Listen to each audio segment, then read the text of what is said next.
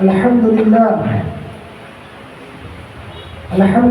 alladhi akramana bil Islam wa anzala bil iman wa allama alayna bi nabiyhi Muhammadin Mustafahu sallallahu alayhi wa sallam fahadana min ad-dhalal wa jama'na min as-sawab وعلف بين قلوبنا وأصبحنا بفضل الله إخوات متحابين أو متحددين نحمد الله على هذه النعمة ونسأل المجيد منها والتوفيق فيها وشكر عليها وبعد فإن أصدق القلم كتاب الله وخير هادي محمد صلى الله عليه وسلم وشر الأمور محدثاتها وكل محدثة بدعة وكل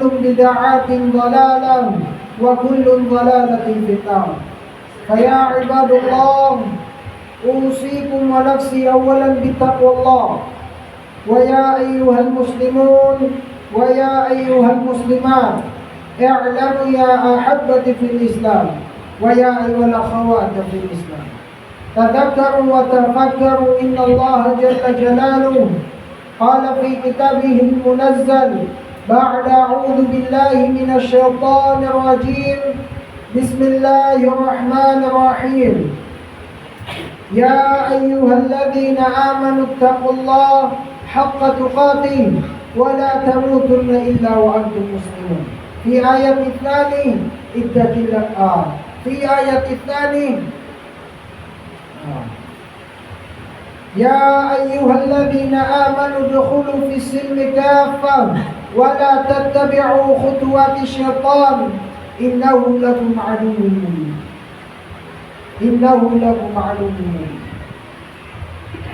عن النبي صلى الله عليه وسلم قال اتق الله حيثما كنت في حديث الثاني لا تزال قدم عبد يوم القيامة حتى يسأل عن أربع عن عمره فيما أثنى صدق الله العظيم وصدق رسوله الكريم. Alhamdulillah, mga minamahal na kapatid sa pananampalatayang Islam, tayo lubos na nagpapasalamat kay Allah. Tayo lubos na nagagalak, natutuwa sa kadahilan ng pinagbigyan na naman tayo ni Allah subhanahu wa ta'ala. Sa dinami-dami ng ating mga gawain,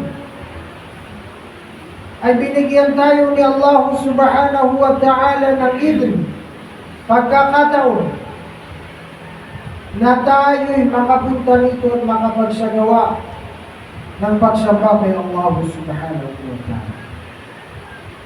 Mga kapatid sa pananampalatayang Islam, kung tatanungin natin ang bawat isa sa atin, lahat tayo, kung tatanungin natin lahat,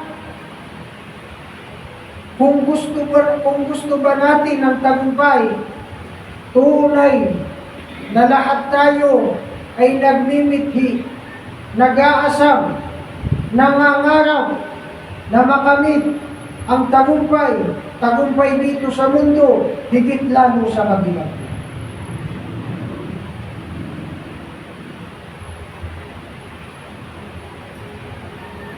Lahat tayo minimithi, pinapangarap na kung saan ang ilan ay pinagsusumikapan. Ang ilan ay pinaghihirapan, nagpupursige upang makamit ang tagumpay. Ang malaking katanungan ay paano nga ba natin makakamit ang tagumpay dito sa mundo, higit lalo sa kabilang mundo.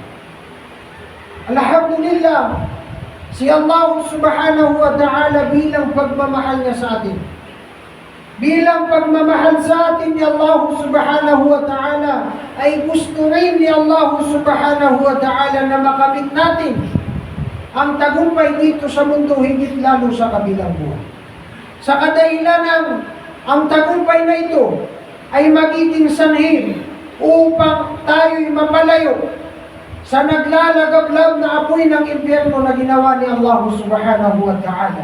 At ang tagumpay na ito ay magiging dahilan upang ating makamit ang ginintuang paraiso ni Allah subhanahu wa ta'ala.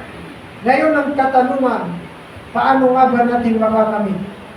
Paano nga ba natin makukuha ang inaasam, minimithi, pinapangarap natin na tagumpay dito sa mundo, higit lalo sa kabilang buhay? Si Allah subhanahu wa ta'ala, bilang pagmamahal niya sa atin ay tunay na inihayag ni Allah subhanahu wa ta'ala ang mga bagay na magiging sanhi upang makamit natin ng tagumpay. Ang banal na Quran, mga kapatid, sa pananampalatayang Islam, ay hinihayag dyan ni Allah subhanahu wa ta'ala ang mga dahilan, uri na kung saan kung atin itong isa sa buhay, isa sa puso, makakamit natin ang tagumpay dito sa mundo, higit lalo sa kabilang buhay. Sinabi ni Allah subhanahu wa ta'ala, isang sura lamang, chapter sa banal na Quran, na kung saan napakaliit na chapter, napakaliit na sura, subalit pinapahayag nito ang mga bagay na magiging sanhi upang ating makamit ang tagumpay na ating pinasa. Sinabi ni Allah subhanahu wa ta'ala sa kanyang banal na Quran, wal 'asr innal insana lafi khusr illa alladhina amanu wa 'amilus salihat wa tawasaw bil haqq wa tawasaw bis sabr. Sinabi ni Allah subhanahu wa ta'ala, wal 'asr, sumpaman ika ni Allah subhanahu wa ta'ala sa oras o panahon. Innal insana lafi khusr, tunay na ang mga tao, tunay ika ni Allah subhanahu wa ta'ala na ang mga apo ni Adam alayhi salam ay napapaloob sa pagkalugi. Illa alladhina amanu, liban na lamang sa mga tao na napapaloob sa kanila ang apat na bagay na ito, ika ni Allah. Una dito, illa alladhina amanu, liban na lamang ika ni Allah sa mga taong naniwala, nanampalataya kay Allah. Wa amilu salihat, at sa mga taong gumagawa ng pagsamba kay Allah. Wa tawasaw bil haqq, at sa mga taong nagpapayuhan ng mga katotohanan. Wa tawasaw bis sabr, at yung mga taong nagpapayuhan hinggil sa pagtitindi o pagsasama. Apat, yan ang binanggit ni Allah subhanahu wa ta'ala na mga bagay na kung saan kung ating isa sa buhay, isa sa puso, makakamit natin ang ating minimithi, inaasam na tagumpay dito sa mundo, higit lalo sa kabilang buhay. Ang sura na ito o chapter na ito, mga kapatid, sa pananampalatayang Islam, kung ating titingnan, tunay na napakaliit lamang na ayat, subalit napakalaki. Kung ating pagninilay-nilayan, napakalaking aral ang ating mapupulot sa ayat. Umpisahan natin ang ayat. Sinabi ni Allah subhanahu wa ta'ala, pinakaunang-una, wal 'asr, sumpaman ika ni Allah sa panahon ng oras. Si Allah subhanahu wa ta'ala, kailanman hindi siya sumusumpa sa mga bagay na wala man lang hikmah, wisdom. Si Allah subhanahu wa ta'ala, sumusumpa siya sa mga bagay, liban na lamang kung ito'y may napapaloob na wisdom, hikmah, at turuan. Wal asr ika ni Allah. Sumpaman ika ni Allah subhanahu wa ta'ala sa oras at panahon. Binanggit ni Allah, sinumpaan ni Allah subhanahu wa ta'ala ang oras. Kapatid sa pananampalatayang Islam,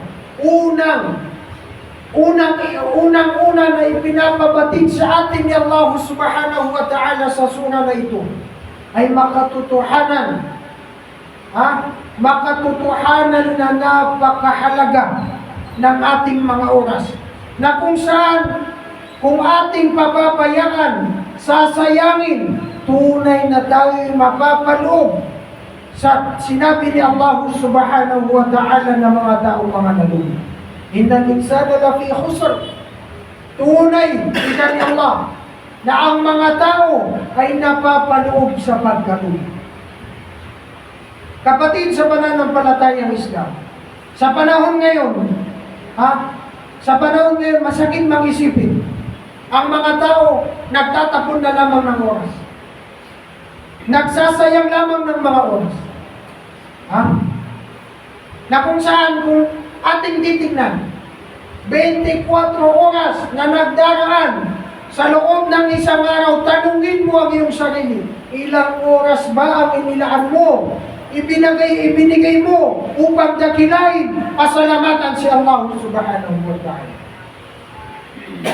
Ngayon, kapatid sa pananampalatayang Islam, kung masasagot mo ang iyong sarili na ang ibinigay mo lang na oras sa 24 na oras na dumadaan sa loob ng isang araw ay ito lamang 30 minuto na pagsasala mo sa iyong Jum'ah, tunay na sinayang mo ang iyong buhay. Tunay na ikaw ay napapaloob sa binanggit ni Allah ng mga tao na doon. Kapatid sa pananampalatayang Islam, ang oras ay ating buhay. Ang oras ay ating buhay. Na kung saan kapag kasinayang natin ang oras, makatotohanan, tunay na mas sinayang natin ng mga buhay. Sa kabilang buhay, o yung mga taong nauna na, yung mga taong nasa kabor, humihiling sila kay Allah subhanahu wa ta'ala, Ya Rabbi, ibalik mo ako sa mundo, kahit katiting lamang na oras, upang ako'y makapagserba sa iyo. Ngayon, kapatid sa pananampalatayang Islam, ikaw ay may oras. Ngayon, may oras na ibinibigay sa iyo si Allah. Tanungin mo ang iyong sarili, pinaglaanan mo ba ng oras si Allah? Pinaglaanan mo ba ng oras ang pagdakila kay Allah? Pinaglaanan mo ba ng oras ang pagpapasalamat kay Allah? Ngayon, sa panahon natin ngayon, masakit mag-isipin, pasintabi. Lalong-lalo na ngayon, buwan ng Disyembre, na kung saan lahat ng mga negosyante dito bumabawi.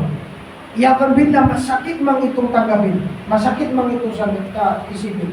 Napakaraming mga kapatid natin na mga Muslim, na kung saan kung makikita mo, nagtatawag na ng adhan, dumadating na ang mga wakto, subalit, nandudun pa rin sila sa kanilang mga iyakan bila.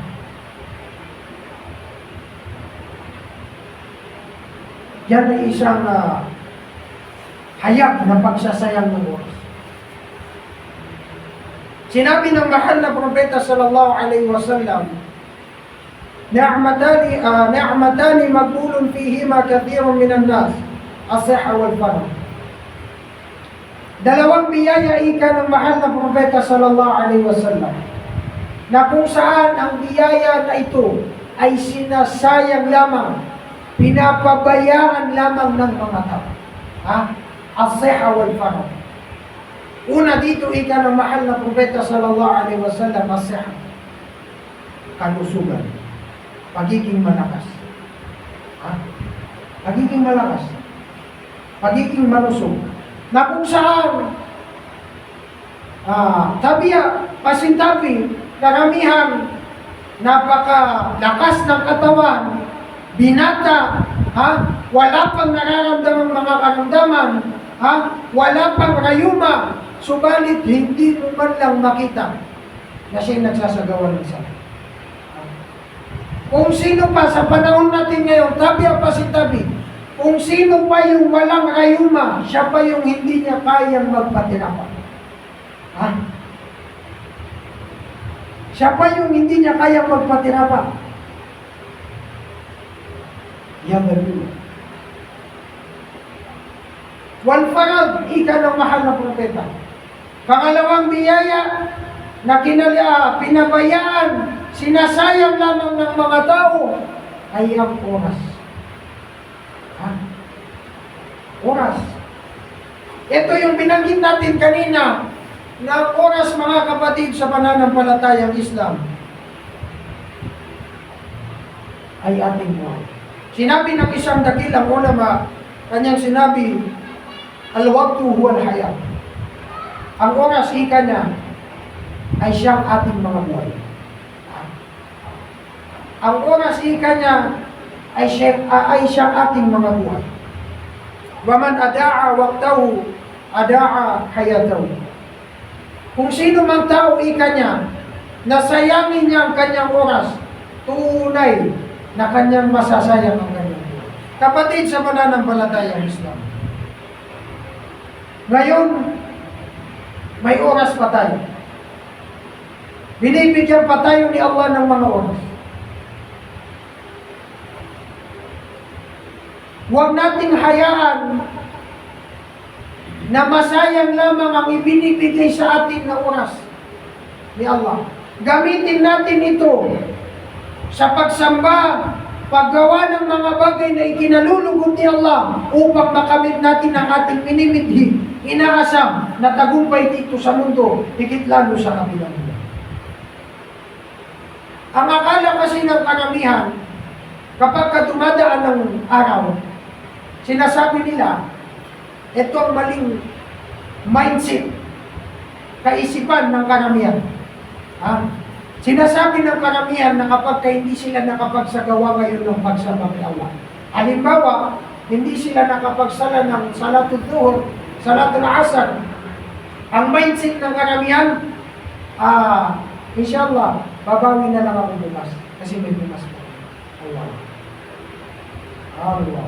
Isang dakilang ulamang nagsabi, pinabulaanan ng ganyang mindset, maling pag-iisip. Kanyang sinabi, idha dhahaba yawmud dhahabat da'. Kapag ka dumadating ang araw, lumilisan ang araw, paano lang yan, ay tunay na nadadagdagan ang inyong mga edad. Nadadagdagan ang inyong mga edad. Sa pagkaraan ng pagdagdag ng inyong mga edad, lumalapit na kayo sa kamatayan. Kapatid sa pananampalatayang Islam, ilang ulama pa ba ang magsasabi? Ilang khatib pa ba ang magsasabi?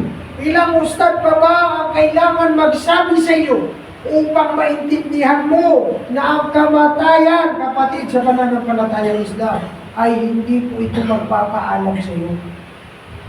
Ang kamatayan ay biglang dumadating sa iyo. Ngayon, kapatid sa pananampalatayang Islam, binigyan ka ni Allah subhanahu wa ta'ala ng pagkakataon, oras, upang ikaw ay makapagsamba sa Kanya.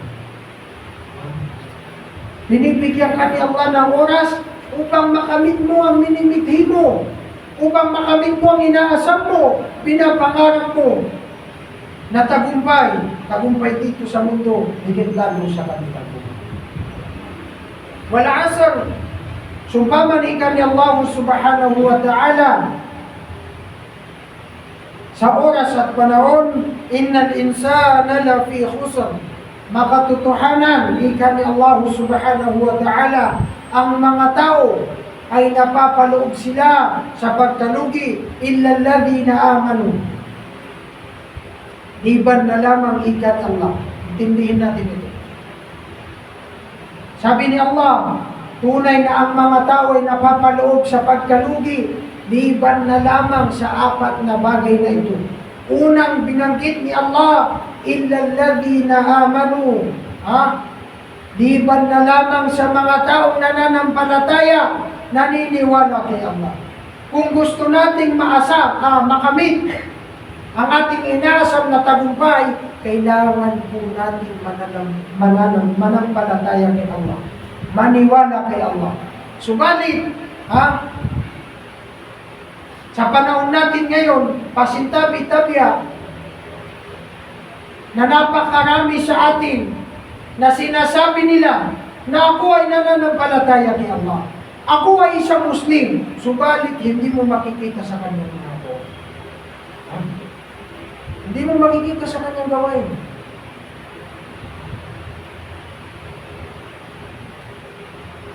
Napakarami sa panahon natin ngayon, kapag tinanong mo, Muslim ka ba? Sasabihin niya, oo, Muslim ako. Subalit, kapag dumating na yung mga waktu, mga oras na pagsamba kay Allah, makikita mo wala siya sa Muslim. Wala siya Muslim. Subalit, ipinagmamalaki niya na siya ay Muslim. Nananampalataya. Yan ay isang malaking kamalian. Kamalian na ginagawa ng karamihan sa atin.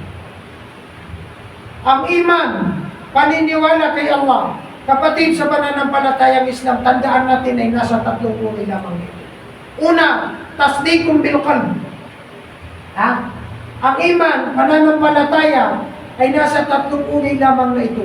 Tandaan natin ito, kung wala sa iyo ang tatlong uri na ito, tunay na ikaw ay hindi nananampalataya.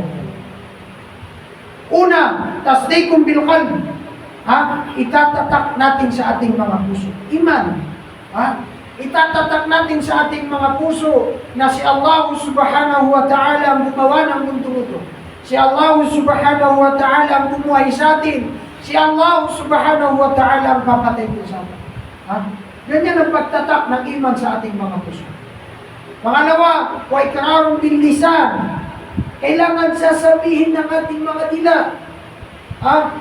Hindi dito sinasabi na ipagsisigawan mo na ako ay Muslim. Ganun. Hindi. Gagawa ka ng mga pagsamba kay Allah subhanahu wa ta'ala. Tasbihat, pagbabasa ng Quran, lahat yan, pag-istighfar. Yan ang iman, pananampalataya kay Allah. Wa amalun bil jawarih. Wa amalun bil jawarih. Paggawa ng ating mga katawan. Paggawa ng ating mga katawan. Yan ang iman, pananampalataya kay Allah. Tasdiqum bil qalb. Itatatak natin sa ating mga puso. Wa ikrarun bil lisan. Kailangan sabihin din ng ating mga dila. Sa ikrarun bil lisan, napapaloob po dito yung tinatawag na da'wa. Pagdada'wa, na kung saan ang pagdada'wa ay kasama po sa pananampalataya ng iman. Wa amalun bil jawarih. At kailangan gawin din ng ating mga katawan. Yan ang pananampalataya na tinukoy ni Allah subhanahu wa ta'ala dito. Na kung saan hindi mapapaloob o mapapalayo sila sa pagkalugi, bagkus makakamit nila ang ginintuang tagumpay dito sa mundo, higit lalo sa kabilang buhay. Illa alladhina amanu wa amilus salihat. Pangalawa ay paggawa ng pagsamba kay Allah. Paggawa ng mga bagay na ikinalulugod ni Allah subhanahu wa ta'ala. Ngayon, kapatid, sa pananampalatayang Islam, tandaan natin na may dalawang bagay lamang na dapat mapaloob sa atin upang tanggapin ng ating mga gawain. Kasi ang binanggit dito ni Allah subhanahu wa ta'ala, hindi po ito paramihan ng gawa. Bagkus, pagandahan ng quality ng gawa.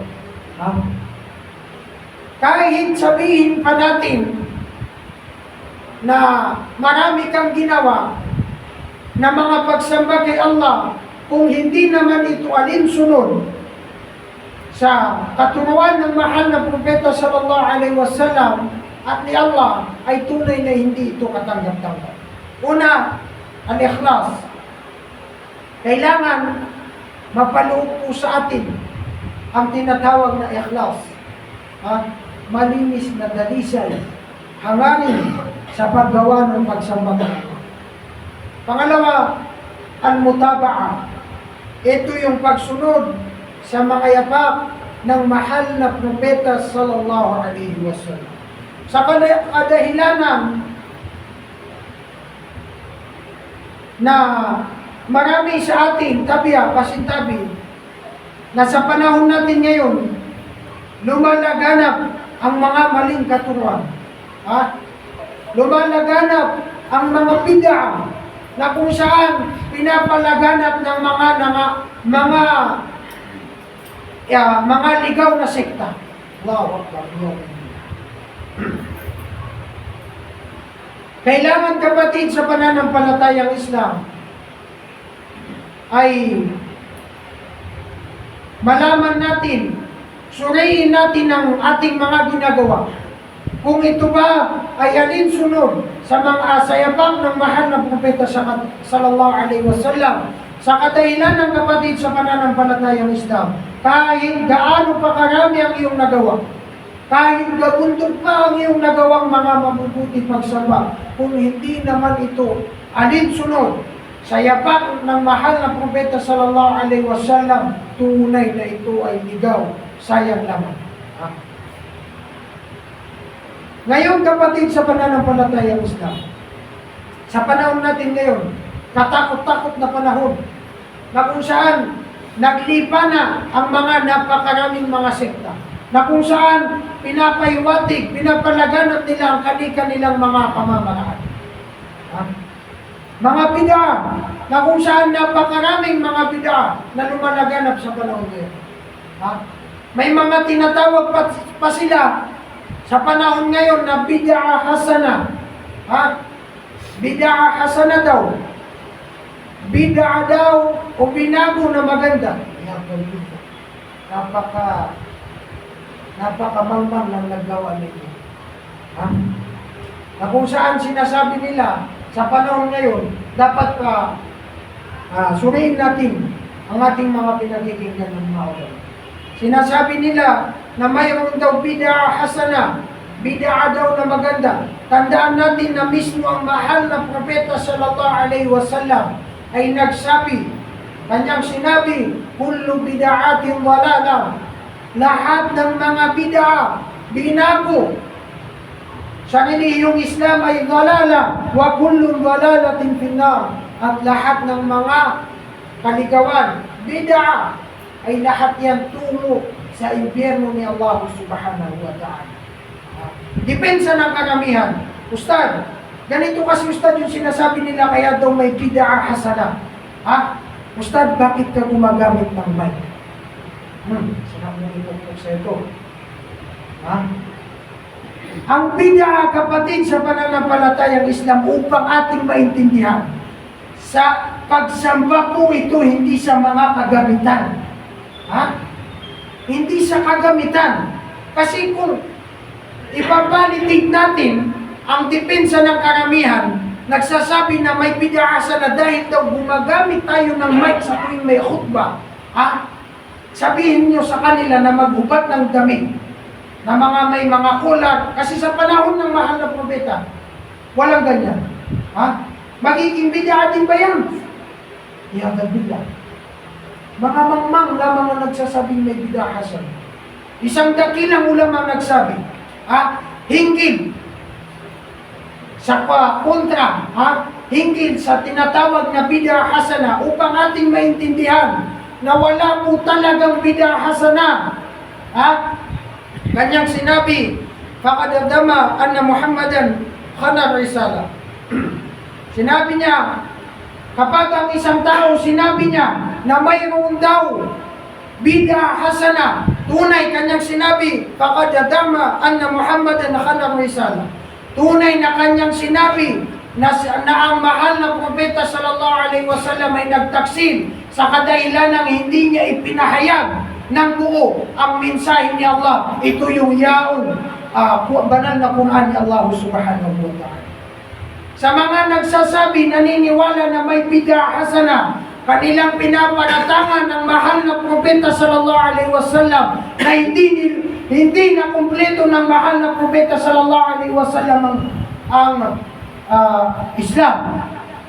Yan. Isipin mo na lang, kapatid. Ang mahal na propeta sallallahu alaihi wasallam, pinapanatangan mo na hindi niya nakumpleto ang Islam. Tapos ikaw lamang na simpleng tao lang, ikaw ang kukumpleto ng Islam. Yadan billah. Lagyan natin ng konting utak. Ating pag-nilay-nilayan. Tayo'y mag-ingat sa mga naliligaw. Nagkakalat, naglilipanan ng mga ligaw na sikta. Naway, gabayan tayo ni Allah subhanahu wa ta'ala tungo sa tunay na doktrina, akida. Ito yung yaong akida ng mga sahaba, akida ng mahal na propeta sallallahu alaihi wasallam. Pangatlo, watawasaw bil haq, nagpapayuhan sila ng mga mabubuti. Napapaloob po dito yung pagiging samranaw na kababali na makatipwa. Di ang natawan sa Tagalog yan. Pero na mapadulo to. Watawasaw bil haq. Dahil sa panahon natin ngayon, mismo mga magkakapatid ang nagsisiraan. Gumagawa ng kwento para masiraan yung kapatid niya. Hindi ko dito na kapakati po. Mapadum na din kaya kapakati. Watawasaw bil haq, nagpapayuhan sila ng mga katotohanan. Watawasaw bis sabr, at nagpapayuhan sila hinggil sa pagtitimpi, pagsasabar. Na kung saan alam natin ang pagsasabar, pagtitimpi ay binanggit ni Allah subhanahu wa ta'ala sa kanyang banal na Quran. Kanyang sinabi, tunay na ang mga masasabar, mga taong mapagmatimpi ay aking mga kasama. Barakallahu li wa lakum fil Qur'anil Karim wa nafa'ani wa iyyakum bima fihi min al-ayati wa dhikril hakim. Aqulu ma tasma'un wastaghfirullaha li wa lakum wa li sa'iril muslimina min kulli dhanbin fastaghfiruhu innahu huwal ghafurur rahim.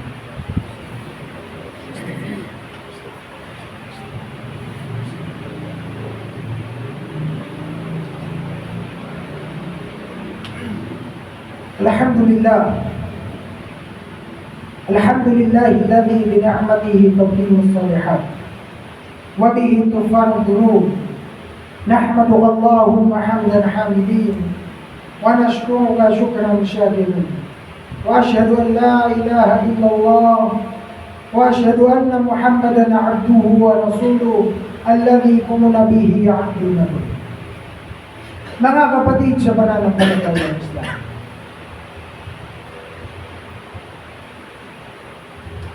tunay na tayo'y napakaswerte. Sa kadahilan ng binibigyan pa tayo ni Allah ng oras. Ang pagbibigay ni Allah subhanahu wa ta'ala ng oras sa atin ay napakalaking kaswertehan na o napakalaki ng pagpapasalamat kay Allah. Sa kadahilan ng magagawa pa natin yung mga nabanggit natin kanina na mga uri na mga gawain na kung ating magagawa ay makakamit natin ng tagumpay na ating inaasa. Tagumpay dito sa mundo, higit lalo sa kabilang.